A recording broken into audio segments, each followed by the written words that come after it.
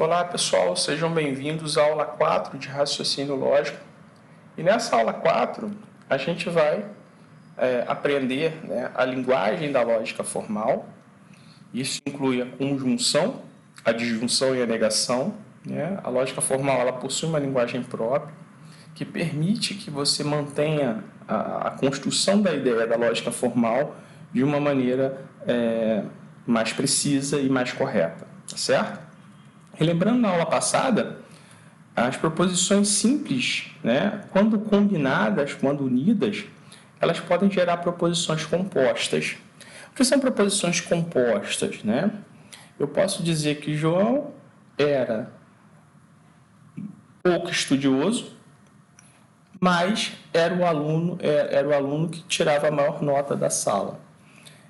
Você observa aí que eu tenho duas ideias, Eu tenho uma ideia que João era menos estudioso e eu também tenho a ideia de que João tirava as maiores notas da sala. Então, isso é uma proposição composta, Porque ela expressa duas ideias sobre João, Você, então, pode observar que essa proposição composta é unida por duas proposições simples. Tudo bem? Proposições são representadas por letras minúsculas do nosso alfabeto. Então, eu posso dizer aqui dois exemplos de proposições representadas por letras minúsculas. A primeira é a proposição P, onde eu digo que o Rio de Janeiro é um grande produtor de petróleo.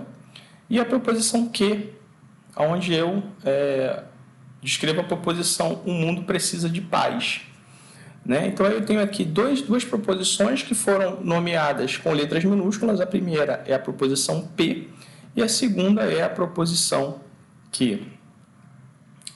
As proposições simples, que expressam apenas uma ideia sobre algo que estamos falando, elas também são chamadas de proposições básicas ou atômicas. Já as proposições compostas, elas expressam mais de um pensamento. Por exemplo, a proposição R, meu filho, ouve minhas palavras e atenta para o meu conselho. Então, essa aqui é uma proposição composta. Eu estou pedindo para o filho ouvir as minhas palavras e também atentar para o meu conselho. Tudo bem? Observando aqui que os verbos não estão no infinitivo. Tá? Os verbos aqui são proposições simples, porque aqui, na verdade, você está no tempo presente, tá?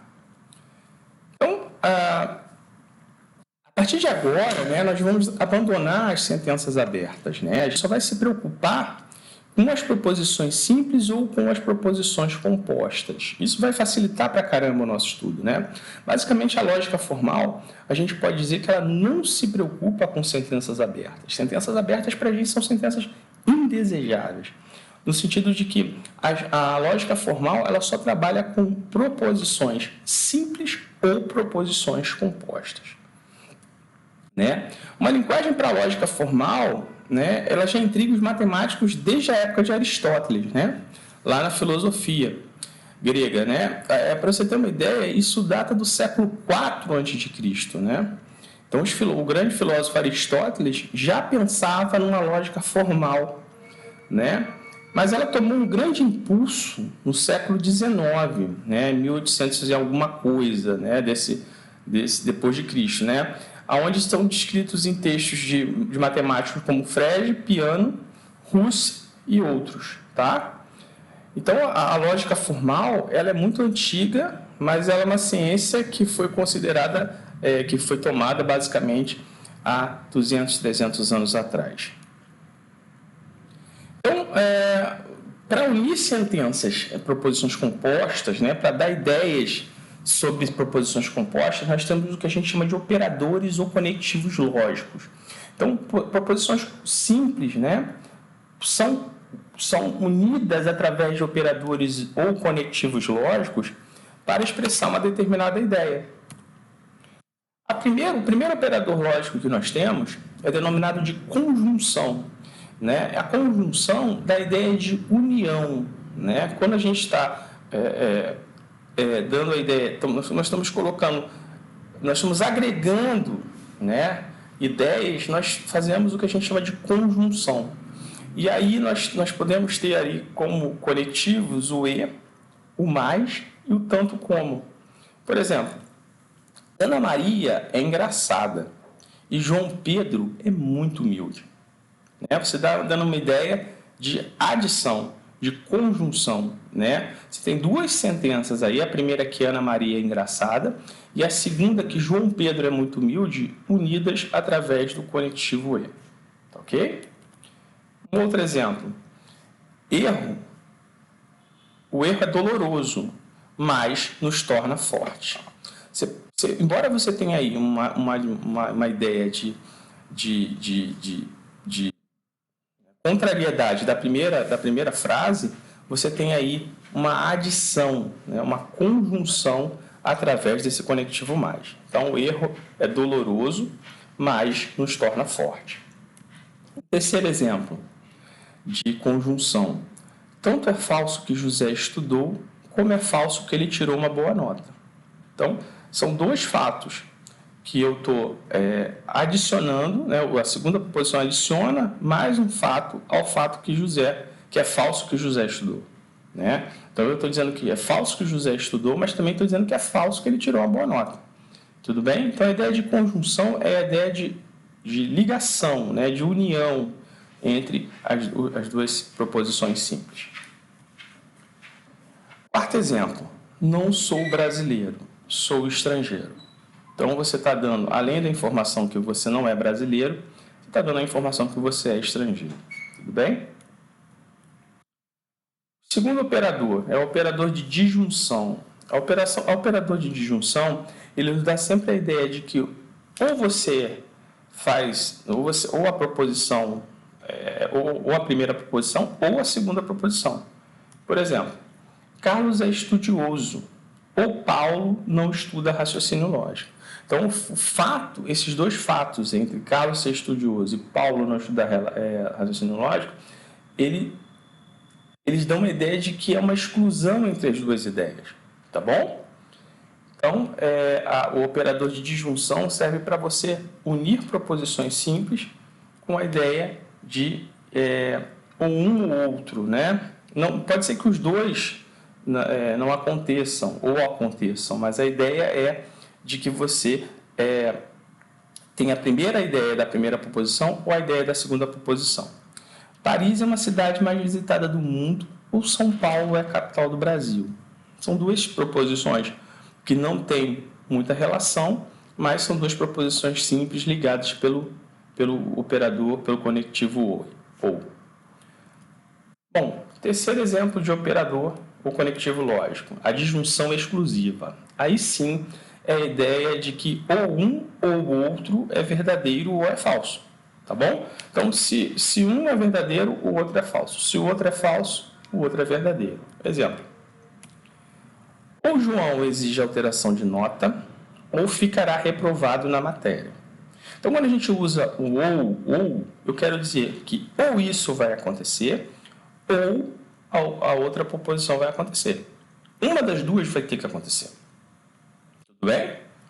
Então, a ideia desse ou é mais forte do que a ideia do ou. Se você puder observar isso agora. Tudo bem? Agora, esse ou, ele pode estar explícito na frase. Então, você está vendo um filme. O mordomo é o culpado ou a governanta é a culpada. Então, a ideia é o seguinte, não tem outro culpado. Ou o mordomo vai ser o culpado ou a governanta vai ser a culpada. Tudo bem até aí?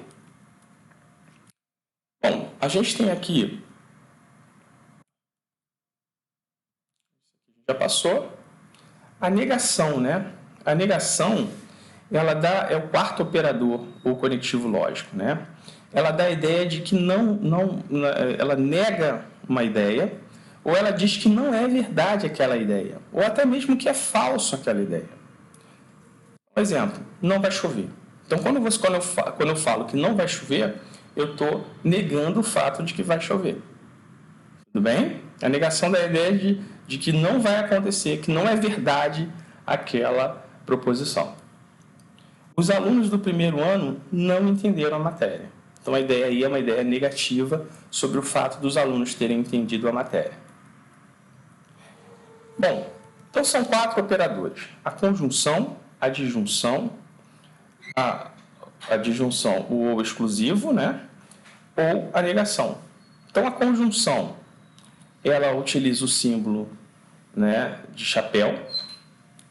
A disjunção, um símbolo de V. A disjunção exclusiva, o V, né, com uma barra embaixo. E a negação, ela tem o símbolo de tio, ou esse símbolo que está aparecendo aqui na tela para vocês. Tá bom? Esse símbolo aqui, ó.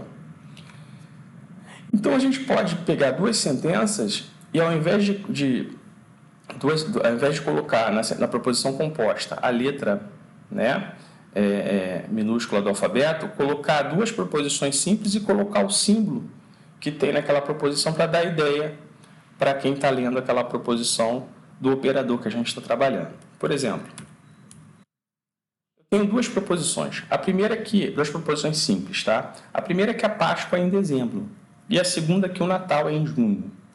Se eu quiser a conjunção, né, da proposição P e da proposição Q, eu coloco o P, o chapeuzinho e o Q. Isso quer dizer que a Páscoa é em dezembro e o Natal é em junho. A ideia é de conjunção, tá? Aí é uma ideia de conjunção, né? Então, eu estou usando esse operador de conjunção para dar a ideia de que as duas proposições estão juntas, né, numa outra ideia. Agora, se eu quiser colocar a disjunção da proposição P e da proposição Q, eu vou colocar o P, símbolo de disjunção, que é um V, e Q. A Páscoa é em dezembro ou o Natal é em junho. Pela teoria da lógica formal, pode ser que os dois sejam verdadeiros, ou pode ser que apenas um seja verdadeiro, né? Ou que pode ser que os dois sejam falsos também. Mas a ideia a que eu estou dando aqui é uma ideia de disjunção, tá? É a ideia de separação. Tudo bem? Agora o exclusivo, né? P, V com um tracinho embaixo, Q, ou a Páscoa é em dezembro, ou o Natal é em junho. Então, a ideia aí, ou uma coisa, ou a outra, ou a primeira proposição, ou a segunda proposição.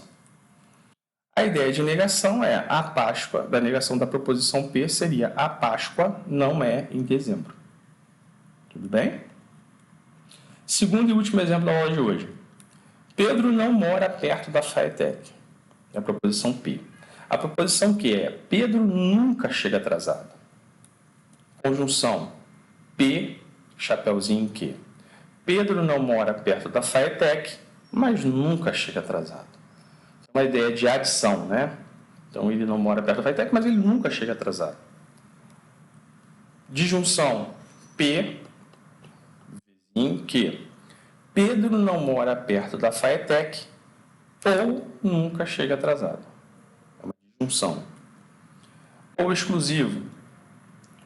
Ou Pedro não mora perto da FATEC ou nunca chega atrasado. Negação da proposição P. Não é verdade que Pedro não mora perto da FATEC. Ou Pedro não mora... Como a proposição simples aqui já é uma negação, né? Então, seria não Pedro não mora perto da FATEC. Que seria, na verdade, também estaria correto. Mas o que a gente diz, na verdade, não é verdade que Pedro não mora perto da FATEC. Seria a negação de P. Porque essa proposição já é uma proposição que tem a palavra não, né? Ou então eu poderia colocar assim, é falso que Pedro não mora perto da FATEC. Tudo bem até aí? Pessoal, então a gente está aqui na aula 4. Na próxima aula, a gente vai ver mais operadores e conectivos lógicos e, em seguida, vamos trabalhar com a tabela da verdade. Qualquer dúvida, mande um e-mail para o professor, através do e-mail institucional do professor, ou entre em contato com o professor através do Google Classroom. Fiquem bem.